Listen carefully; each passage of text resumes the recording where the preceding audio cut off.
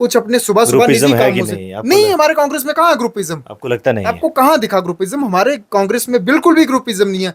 DDC council Reasi में इनकी है। और मुझे बताएं, आज द्राबी गांव है, बमाग का एक हिस्सा है, वहां पर 50 घर हैं जो बिना बिजली के हैं, बिना पानी के हैं, बिना सड़क के हैं, बिना टेलीकॉम कंपनी के हैं। वो इंसान नहीं है क्या? मैं सबसे अनुरोध करता हूं कि धर्म की राजनीति छोड़ दो, काम की राजनीति करो। काम पर मुद्दे पर। काम की राजनीति करो। रियासी में जैसे कांग्रेस ने विद्युत बांध दिया, कांग्रेस ने यूएसबीआरएल प्रोजेक्ट दिया, कांग्रेस ने डिस्ट्रिक्ट दी, कांग्रेस ने डिस्ट्रिक्ट हॉस्पिटल दिया, इन चीजों को याद करो। कांग्रेस ने कॉलेज दिया, कांग्रेस ने पॉलिटेक्निकल कॉलेज दिया। बीजेपी ने क्या दिया? 2 प्रोजेक्टों की घोषणा की थी, वो भी नहीं दे पाई है। सावलाकोट प्रोजेक्ट नहीं आया, लिथियम प्रोजेक्ट नहीं आया। काम एमएलए नहीं करेगा, इतना काम एमपी नहीं करेगा। बिना फंड्स के मैं काम करके दिखाऊंगा। मेरे पास तो कुछ इतना बड़ा कुछ है नहीं है कि मैं अपनी जेब से दूंगा, नहीं। लेकिन हाँ, आपके साथ चलूंगा, घर से खा के जाऊंगा, घर आके खाऊंगा, लेकिन आप लोगों के काम से मैं बातचीत करने के लिए करणदीप सिंह हैं, जो कि सोशल मीडिया की सुर्खियों में हैं। इनसे बातचीत करना चाहेंगे। बहुत बहुत शुक्रिया, आपने हमसे बातचीत करने के लिए समय दिया। पहला सवाल यही रहेगा, सीधा सीधा, सोशल मीडिया में सुर्खियों पर है, क्या विज़न है, क्या इरादा है? जिस तरीके से बात कर रहे हैं, ऐसे लगता है तो बिल्कुल सीधा कंट्रोवर्सी में जा रहे हैं, क्योंकि ऐसे मुद्दे भी आपने हल करवाए हैं, ऐसी बात नहीं है, बहुत सारे मुद्दे भी अच्छे हैं, लेकिन इरादा क्या है, क्या सोच के मुझे सोशल मीडिया पे? देखिए, इरादा मेरा है रियासी के लोगों के लिए काम करना, जम्मू कश्मीर के लोगों के लिए काम करना है। मेरी सोच जो है वो दिल्ली तक जाती है। और मैं रियासी में हूँ। मैं चाहता हूँ कि रियासी को ऐसी तरक्कियों की तरफ ले जाया जाए। यहाँ पर नए नए प्रोजेक्ट लाए जाएं, ताकि हमारी जो आने वाली नस्लें हैं वो कुछ हमें सीख दे पाएँ कि हमारे माँ बाप ने या हमारे रियासी के नेताओं ने ये प्रोजेक्ट हमें दिया था, हम आज उस प्रोजेक्ट की देन खा रहे हैं। जैसे विद्युत बांध सलाल, ये कांग्रेस की देन है। और आज कुछ लोग तो डिनाई करते हैं कि ये चीज़ जो है वो कांग्रेस की नहीं है, ये है फलाना है, अलग अलग तरीके से वो जैसे कि आप यूएसबी प्रोजेक्ट ही मान लो, हाँ, सीधा बिल्कुल साफ तौर पे बिल्कुल, ये इस वो चीज़ एक को एक्सेप्ट तो करना पड़ेगा ना। ये PV Narasimha Modi Rao, dream project बताया गया है अरे इसको। फिर आप भी उनकी भाषा बोलना शुरू नहीं, करके देखिए, पब्लिक आम मैं जनता मैं बताता हूँ, मौजूदा प्रधानमंत्री हैं, इस चीज़ को मैं एक्सेप्ट करता हूँ। उन्होंने काम करवाया, एहसान थोड़ी ना किया। काम जो है वो अप्रूव्ड जो प्रोजेक्ट हो जाता है, जो सरकार कर देती है, तो उसको तो उसका कर्तव्य बनता है मौजूदा सरकार को काम करना। तो ये प्रोजेक्ट कांग्रेस की देन है। 1995 में पीवी नरसिम्हा राव जी हमारे देश के प्रधानमंत्री थे और कांग्रेस की गवर्नमेंट थी, और कांग्रेस की गवर्नमेंट ने इसको अप्रूव किया था। आज छुप छुप करती जो ट्रेन श्रीनगर घाटी की तरफ जा रही है ना, ये वंदे भारत, ये और भी ट्रेनें, ये ड्रीम प्रोजेक्ट जो था पीवी नरसिम्हा राव जी का था, और कांग्रेस ने इस प्रोजेक्ट को जो है वो अप्रूव किया था। और इसके ऊपर ज़्यादा बातें ना करते हुए मैं आपको एक चीज़ और बताना चाहता हूँ कि कुछ वर्ष पहले आपको याद होना चाहिए कि जब उधमपुर से इस रेल प्रोजेक्ट को लिया जा रहा था, तब ये रियासी का जो रूट था ये कट हो रहा था, तब हमारे जो चौधरी लाल सिंह जो हैं वो एमपी थे, उन्होंने कई सारे मंत्रियों को लाया, और चौधरी लाल सिंह जी की देन है आज Reasi world highest railway bridge है। आज रियासी में दुनिया का भारत का पहला केबल स्टे रेल ब्रिज है। ये चीज़ें उस टाइम चौधरी लाल सिंह जी की हैं। ये प्रोजेक्ट, ये देन उनकी है, हम लोगों को नहीं भूलना चाहिए। कहते हैं कि जब धर्म की राजनीति के ऊपर कोई नेता उतारू हो जाता है, इतनी छोटी राजनीति करना शुरू कर देता है, वो धर्म की बातें करता है, तो धर्म के नाम पर हम लोग जो है वो बरगलाए जाते हैं। आज मुंह की हम लोग खा रहे हैं, आज हमारे बच्चे दर दर की ठोकरें खा रहे हैं यार। आज हमारे बाप दादा की अगर बात करें, हमारे पिताजी, हमारे दादा की अगर बात करें, हिंदुस्तान में जम्मू कश्मीर है। अगर हमारे दादा की बात करें, हमारे पिताजी की बात करें, वो 2-2 नौकरियां करके यार वो पेंशन ले रहे हैं। वो लोग इतने पढ़े लिखे नहीं थे, तब इतनी पढ़ाई नहीं थी, इतना पैसा भी नहीं था, लेकिन वो 2-2 नौकरियां कर रहे हैं। लेकिन आज जो एनएचपीसी में लोग लगे हुए हैं, इस सलाल विद्युत बांध की देन से वो 2 से 2.5 लाख रुपए सैलरी ले रहे हैं। लेकिन अगर उनको पूछे कि आप पढ़े कितने हो, 5वीं 6वीं कायदा 1-2 या इतनी पढ़े, लेकिन आज उनके बच्चे ग्रेजुएशन करके, एमए करके, बीपीएड करके, क्या कुछ नहीं पढ़ाई उन्होंने की है यार। वो लोग आज जो है वो घरों में बैठे हुए, कॉन्ट्रैक्चुअल तक नहीं लग पा रहे हैं। इतनी बुरी हालत हो चुकी है, इतनी गुर्बत हो चुकी है। और इन युवाओं का भविष्य में कह रहा हूँ, इनका तो अंधकार में है ही है। आने वाली नस्लें खत्म हो जाएंगी यार। वो क्या अपने बच्चों लोन ले लेके हमारे बच्चों का भविष्य खराब हो गया, सिब्बल लोगों के खराब हो गए। अब किस्त की बारी आती है, ईएमआई की बारी आती है, तो आम जो इंसान जिसने लोन लिया होता है, एक किस्त अगर वो ड्यू हो जाती है, उसकी ड्यू तो होनी है, जो ये सिस्टम चल रहा है, ड्यू तो होनी है। वो जब ड्यू हो जाती है, बैंक वाले उसके घर में बैठ जाते हैं। जो पूंजीपति लोग हैं, जो अंबानी अडानी जैसे और कई रसूखदार लोग हैं, उनके घरों में नहीं जाते ईएमआई लेने के लिए, उनके घरों में नहीं जाते कि आपका लोन ड्यू है फलाना। उनकी सरकारें लोन माफ कर रही हैं। अभी रिसेंट लोन माफ हुआ है, करोड़ों अरबों रुपए का लोन माफ हुआ है अडानी का। वो कैसे कर दिया?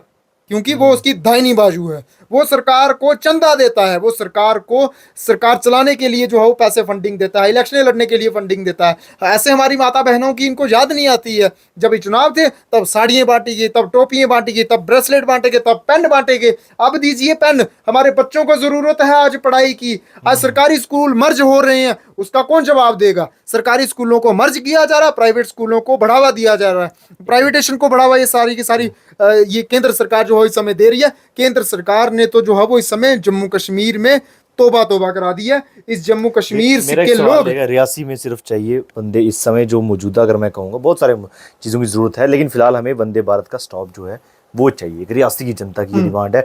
मोहर चसाना जैसे इलाकों का भी ख्याल रखा जाए। वो लोग बड़ी दूर दराज से आते हैं, वो कटरा जाएंगे। आप मुझे बताएं, आप मुझे बताएं, आप भी एक्टिव रहते हैं सोशल मीडिया पे, ये मुद्दा पहले नंबर किसने उठाया? ये आपने उठाया। ये इसमें तो सवाल भी आप मुझे ही पूछ रहे हैं? नहीं, मेरा सवाल करने का मतलब ये है कि अगर बनिहाल का एमएलए एक मंत्री को लिख सकता है, ये सवाल अगर आप बीजेपी हमारे एमएलए क्यों नहीं लिख सकते? हमारे एमएलए जो श्रीमान कुलदीप राज दुबे जी हैं, अगर आप ये सवाल उनसे करें, उनसे भी पूछेंगे, बाकियों का अगर सर्कुलेट हो सकता है जो लेटर, तो आपका क्यों नहीं हुआ? इवन कि वो एनसी की हैं जिन्होंने लेटर लिखा हुआ है, वही मैं कह रहा हूँ। अरे फिर कहते हैं जी कश्मीरी बड़ा तेज है। कश्मीरी तो तेज हो गई क्योंकि वो अपने हक लेना जानता है। हमारे डोगरे लोग एक दूसरे का मुंह ताकते रहते हैं और कहते हैं कि संगठन का प्रेशर है, आपने बोलना नहीं है। ऐसे संगठन को क्या करना है यार जो लोगों के लिए काम न करे? हम संगठन के साथ नहीं जुड़े हुए हैं, हम भी संगठनों के साथ जुड़े हुए हैं यार। और ये लोग को स्पेशली, ये लोग सिर्फ अपने मुफाद की बातें करते हैं, बाकी जनता जो है वो भीख मांगती रहे। इन लोगों को वही चाहिए, 5 किलो राशन दे दो, जनता का मुंह चुप कर दो। आपने कांग्रेस ज्वाइन की, बड़ी शौक के साथ की। चलिए, जो भी आपका विजन है कांग्रेस ज्वाइन करने का, हमारा सवाल उससे हटकर रहेगा। कांग्रेस में इस समय रियासी में हमें ग्रुपिज्म दिखता है।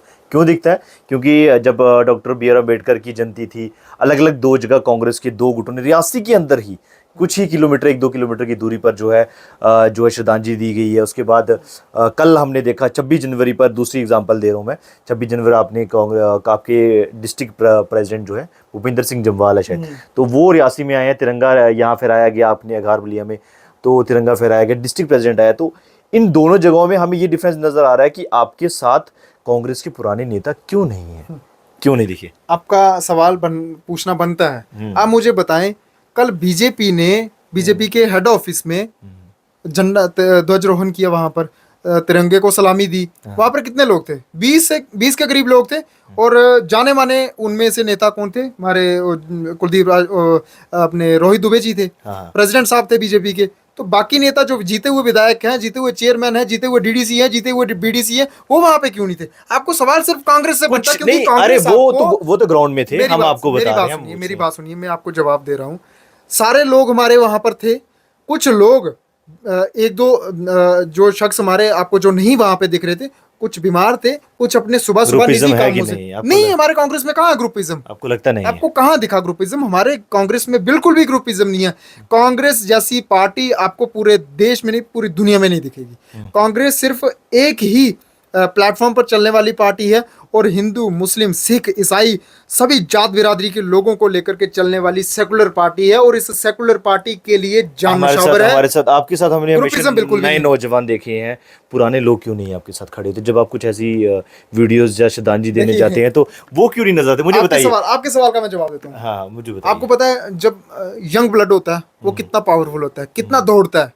अब बुजुर्गों को कहाँ पहाड़ चढ़ाएंगे, बुजुर्गों को कहाँ हम अपने साथ दौड़ाएंगे? वो दौड़ सकते हैं। देखिए, वो जो काम कर रहे हैं ना, वो काम वही कर सकते हैं, और जो हम करेंगे वो हम ही करेंगे। बाकी ग्रुपिज्म बिल्कुल भी नहीं है। और जितने भी सीनियर लोग हमारे हैं, मैं उनकी छत्रछाया में ही काम करना चाहता हूँ। मेरी टीम काम करना चाहती है, बाकी परिवार बढ़ रहा है तो खुशी है। मेरे को ऐसा लगता है कि आप जुड़ नहीं पा रहे उनसे, या वो आपसे नहीं जुड़ पा रहे। ऐसा कुछ भी नहीं है। मैं आपको कितने सारे फोटोग्राफ्स दिखा दूं, आपको दे दूं, आप अपलोड करें। बहुत से हैं, लेकिन ऐसा भी रहता है ना कभी कभार कि कोई हमारे बीच अचानक से आ जाए और वो ज्यादा बोलने लगे, हर चीज को मतलब उजागर करे। ये चीज कांग्रेस साइडलाइन रहता है, ऐसा भी रहता है। ये चीजें कांग्रेस में नहीं है, बाकी और पार्टियों में होंगी जो आपने सुनी और देखी होंगी। वो आप मुझे सवाल पूछ रहे हो, ये उन पार्टियों को पूछिए।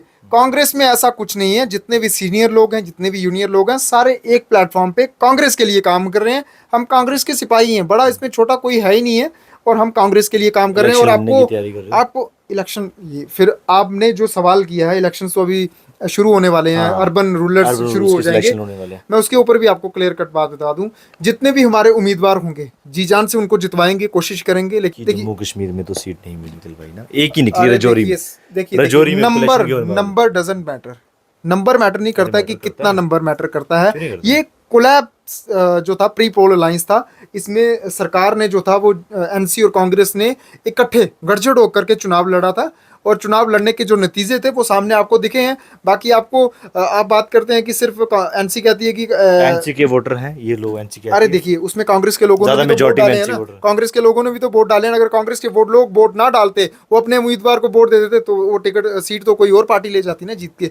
उसके ऊपर ज्यादा डीपली जाने की जरूरत नहीं है। वो सबको पता है, जो पढ़ा लिखा यूथ है, जो पूरा का पूरा सर्वे जानता है। बाकी जो है वो कांग्रेस पार्टी का एक ही स्टैंड है। कांग्रेस पार्टी लोगों के हकों के लिए काम करेगी। हमें तो और रियासी में आपको बदलाव बहुत ज्यादा जरूरी है। बहुत ज़्यादा देखिए, आखिरी उम्मीद करेंगे अपने चैनल के माध्यम से, जितने भी लोग गरीब लोग रियासी में आते हैं, उनकी आवाज़ समय कोई नहीं बन पा रहा है। हमारे एमएलए हैं, कोई भी है, साइडलाइन है, कुछ लोग मीटिंग करते हैं, उनसे उनके मसले हल भी करवा रहे हैं, हमें नहीं नज़र आता।